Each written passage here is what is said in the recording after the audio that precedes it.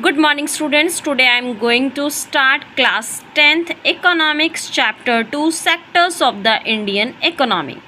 Let's start question answers. Question number 1, fill in the blanks. First part, employment in the service sector dash increased to the same extent as production. Answer आएगा has not. Number 2, workers in the dash sector do not produce goods. Answer है tertiary. Third part, most of the workers in the dash sector enjoy job security. Answer है organized. Fourth part, a dash proportion of laborers in India are working in the unorganized sector. Correct answer है large. Fifth part, cotton is a dash product and cloth is a dash product. Cotton कैसा product है? Natural. और cloth कैसा है? Manufactured product. Sixth part, the activities in primary, secondary and tertiary sectors are dash interdependent. Come to the question number 2. Write the appropriate answer. First part, the sectors are classified into public and private sector on the basis of. Answer है ownership of enterprises.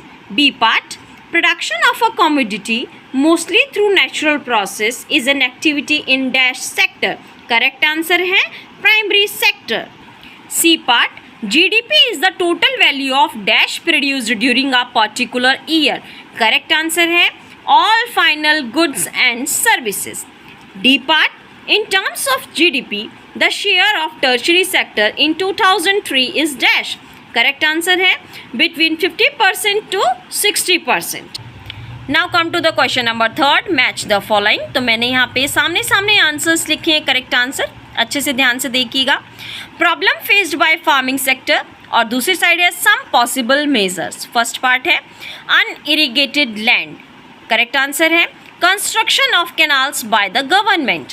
Second part low prices for crops. Correct answer है procurement of food grains by government. Third part डेब्ट burden. Correct answer है banks to provide credit with low interest. Fourth part, no job in the off season. Correct answer है setting up agro based mills. Fifth part, compelled to sell their grains to the local traders soon after harvest. Correct answer है cooperative marketing society. Question number 4, find the odd one out and say why. तो first part देखिए, tourist guide, धोबी, Taylor, porter. Correct answer है tourist guide. Tourist guide is appointed by the government while dhobi, tailor and porter belong to the private sector. Second part, teacher, doctor, vegetable vendor, liar. Correct answer है vegetable vendor. He is the only profession that does not require a formal education. जो सब्जी बेचने वाले होते हैं उनका सिर्फ ये काम ही होता है जिसके अंदर किसी फॉर्मल एजुकेशन की आवश्यकता नहीं होती है. Third part, postman, cobbler, soldier, police constable. Correct answer है कॉबलर. तो क्यों है देखिए, the rest of the workers are in the public sector but his profession is a part of the private sector. बाकी सभी जो वर्कर्स हैं वो पब्लिक सेक्टर के हैं जबकि जो कॉबलर है वो प्राइवेट सेक्टर में आता है. Come to the fourth part, MTNL, Indian Railways, Air India, Sahara airlines, All India Radio. तो ऑप्शन में हमें जो दिए गए हैं उसमें से हमारा ऑड वन जो है वो है सहारा एयरलाइंस. क्यों है देखिए, it is a private enterprise, ये प्राइवेट सर्विस है, while the rest are government undertaking, बाकी सब जो है सरकार के अंडर में है. Next question, do you think the classification of economic activities into primary, secondary and tertiary is useful, explain how. आपसे पूछा गया है कि जो हमने वर्गीकरण किया है इकोनॉमिक अर्थव्यवस्था वाली एक्टिविटीज़ को प्राइमरी में, सेकेंडरी में और टर्शियरी क्षेत्र में, तो क्या वो यूजफुल है हमारे लिए? अगर है तो क्यों? आंसर देखिए, yes, classification of economic activities into primary, secondary and tertiary sector is helpful. क्यों हेल्पफुल है देखिए, it helps us to understand the different types of economic activities and their roles in the economy. इसकी मदद से हम अलग अलग तरह की जो इकोनॉमिक एक्टिविटीज़ होती हैं उनको समझ सकते हैं और उनका क्या महत्व होता है सोसाइटी में, इकोनॉमी में, वो भी हम लोग समझ सकते हैं. It also helps policy makers to analyse economic structure and plan accordingly. इसकी मदद से जो पॉलिसी बनाने वाले होते हैं वो देश की अर्थव्यवस्था को अच्छे से समझ पाते हैं और उसके हिसाब से प्लानिंग आगे की तैयार कर पाते हैं. Next question, for each of the sectors that we came across in this chapter, why one should focus on employment and GDP? Could there be another issues that should be examined, discussed? पूछा गया है इस chapter में हम लोग जो है हमारा मेन फोकस था एम्प्लॉयमेंट के ऊपर, रोजगार के ऊपर और जीडी के ऊपर। क्या कोई और इशू भी हमें ध्यान रखना चाहिए? अगर हाँ तो क्यों? आंसर देखिए, one should focus on GDP and employment because these are the important indicators for each sector. किसी भी एक व्यक्ति को जीडीपी पे फोकस करना चाहिए और एम्प्लॉयमेंट रोजगार पर, क्योंकि ये बहुत इंपॉर्टेंट फैक्टर्स होते हैं हर एक सेक्टर के लिए। It is important to consider other factors like income inequality, environmental sustainability and social welfare to promote fair and sustainable development। हमें और भी फैक्टर्स की तरफ ध्यान देना चाहिए, जैसे कि सभी लोगों को बराबर इनकम नहीं मिलती है, एनवायरनमेंट सस्टेनेबल है कि नहीं, मतलब कि डेवलपमेंट हो रही है रिसोर्सेज की बिना पर्यावरण को नुकसान पहुंचाए, तो हमें चेक करना चाहिए। और सोशल वेलफेयर, जो सामाजिक जो भलाई है उसकी भी ध्यान रखना चाहिए। इसकी वजह से क्या हम कर सकते हैं, एक सही बराबर जो समानता के रूप में जो है हम विकास कर सकते हैं। Next question, make a long list of all kinds of work that you find adults around you doing for a living. एक लंबी सी लिस्ट बनाइए जिसमें आप देखेंगे अलग अलग तरह का कार्य जो आपके आसपास में बड़े लोग करते हैं जीवन को चलाने के लिए। In what way can you classify them, आप किस तरीके से उसको वर्गीकरण करेंगे, उसको बांटेंगे। एक्सप्लेन योर चॉइस, अपनी चॉइस को आपको एक्सप्लेन करना है। तो आंसर देखिए, when we see people around us, जब हम अपने आसपास लोगों को देखते हैं, we can classify the activities they perform into 3 sector. तो हम उन एक्टिविटीज़ को 3 सेक्टर्स में बांट देते हैं, प्राइमरी, सेकेंडरी एंड टर्शियरी। अब आगे देखिए, activities like cleaning, agriculture, selling vegetables are examples of primary sector. तो प्राथमिक क्षेत्र में हमने किस किस चीज़ को रखा है, सफाई वाले कार्यक्रम को, खेती बाड़ी को, सब्जियां वगैरह जो बेचा जाता है वेंडर्स को, हमने उन सबको किस में रखा है, प्राइमरी सेक्टर में। नंबर 2 पे है मैन्युफैक्चरिंग ऑफ गुड्स, सामान का बनना is an example of secondary sector, इसको हमने द्वितीय क्षेत्र में रखा है। Number 3, teaching, mining, banking, transportation etcetera are example of tertiary sector. तो तृतीय क्षेत्र में हमने रखा है टीचिंग को, माइनिंग को, बैंकिंग को, ट्रांसपोर्टेशन को। Now come to the next question, how is tertiary sector different from other 2 sector.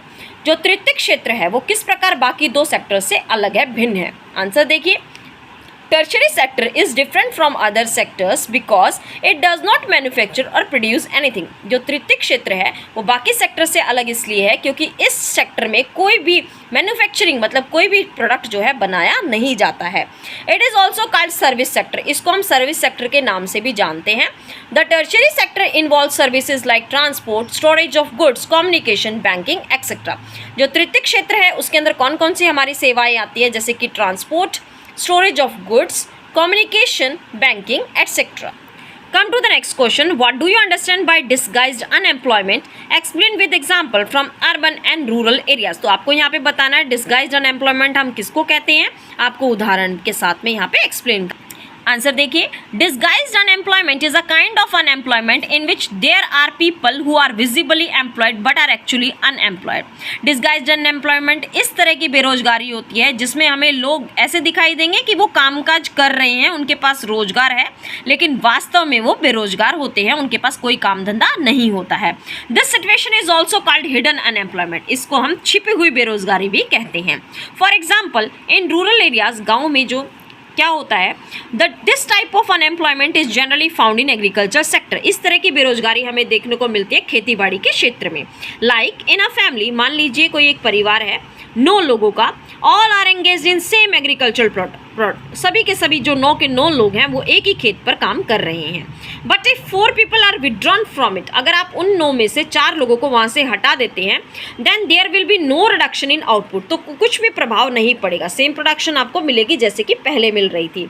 So these 4 people are actually disguisedly unemployed. तो इस तरीके से ये जो 4 लोग हैं उनको हम कह सकते हैं कि ये डिस्गाइजली एम्प्लॉयड है, मतलब कि इनके पास ये काम धंधा तो है बट लेकिन ये छिपी हुई बेरोजगारी है, मतलब अगर हम उनको हटा भी दे रहे हैं तो भी काम के ऊपर कोई प्रभाव नहीं पड़ रहा। Next question, difference between open unemployment and disguised unemployment. तो देखिए ओपन अनएम्प्लॉयमेंट क्या होता है, when a person is willing to work, जब कोई भी व्यक्ति काम करना चाह रहा है, इज एजुकेटेड, पढ़ा लिखा भी है, but unable to get a job और वर्क, लेकिन उसको कोई काम धंधा नहीं मिल पा रहा है और कोई काम वो नहीं ढूंढ पा रहा है। This kind of unemployment is visible, इस तरह की जो बेरोजगारी है वो हमको दिखाई दे जाती है, विजिबल होती है। डिस्गाइज्ड अनएम्प्लॉयमेंट मैंने अभी जस्ट आपको बताया है, when a person is apparently working but is made to work less than his or her potential, जब कोई भी व्यक्ति काम तो कर रहा है लेकिन वो और काम कर सकता है, लेकिन उसमें अपने पोटेंशियल से वो कम काम कर रहा है, इस तरह की एम्प्लॉयमेंट को हम क्या बोलते हैं, disguised unemployment. Come to the next question. Tertiary sector is not playing any significant role in the development of Indian economy. Do you agree? Give reason. तो पूछा गया है जो तृतीयक क्षेत्र है वो किसी भी तरह का रोल प्ले नहीं करता है, इंपॉर्टेंट रोल नहीं करता है भारतीय अर्थव्यवस्था के सुधार में, तो क्या आप इस बात से सहमत हैं? अगर हैं तो क्यों, कारण बताइए। आंसर देखिए, no this is not correct, ये बात बिल्कुल सही नहीं है। इन द ईयर 2003 में tertiary sector replace the primary sector as the most producing sector in the country. 2003 में क्या हुआ था, जो तृतीयक क्षेत्र है उसने प्राइमरी क्षेत्र की पूरी जगह ले ली थी। किस रूप में ली थी कि वो सबसे ज़्यादा प्रोड्यूस करने वाला, उत्पन्न करने वाला क्षेत्र बन गया था देश में। This sector provides the maximum employment, ये जो सेक्टर है वो सबसे ज़्यादा लोगों को काम धंधा देता है, उनकी अपॉर्चुनिटी देता है to the people in the country, देश में। Come to the next question. Service sector in India employs two different kinds of people. Who are these? Service sector जो है भारत में, मतलब जिसको टर्शरी सेक्टर भी कहा जाता है, वो दो तरह के लोगों को एम्प्लॉय करता है, काम देता है। वो दो तरह के लोग कौन कौन से हैं? आंसर देखिए, these two kinds of people are, first है highly skilled labour which includes, जिसके अंदर कौन कौन आते हैं, teachers, bankers, IT officials etcetera. These people are permanently employed, ये जो लोग होते हैं वो क्या होते हैं, परमानेंटली काम उनको मिला रहता है। सेकंड है लेस स्किल्ड लेबर, जो कम कौशल वाले लोग होते हैं, विच इंक्लूड, जिसके अंदर होता है वेंडर्स, जो गली में इधर उधर जो घूमने के लिए सामान बेचने के लिए जो घूमते हैं उनको वेंडर्स कहा जाता है, electricians, plumber etcetera. These people are not permanently employed, ये जो लोग होते हैं इनका परमानेंटली कोई काम धंधा नहीं होता है, इनको परमानेंट रोजगार नहीं प्राप्त होता है। Next question, workers are exploited in the unorganise sector, do you agree with this view, give reasons. तो पूछा गया है जो वर्कर्स होते हैं उनका शोषण किया जाता है अनऑर्गेनाइज सेक्टर में, अगर हाँ इस बात से आप सहमत है तो कारण बताइए। आंसर देखिए, इट इज करेक्ट टू से, ये बिल्कुल सही कहा गया है that the workers are exploited in the unorganise sector because more work is taken from them, क्योंकि उनसे ज़्यादा काम लिया जाता है in comparison to what they are paid, उसके हिसाब से जो जितना उनको मतलब पैसा मिलता है उसके हिसाब से, मतलब काम उनसे ज़्यादा लिया जाता है और पैसा कम दिया जाता है। दे हैव नो प्रोविजंस और एक्स्ट्रा पे फॉर ओवर टाइम, वो जो ओवर टाइम जो करते हैं, मतलब अपने टाइम से ज़्यादा वो काम करते हैं तो भी उनको एक्स्ट्रा पेमेंट नहीं दी जाती है। एंड नो मेडिकल बेनिफिट्स, किसी तरह की कोई मेडिकल सुविधाएं नहीं दी जाती है।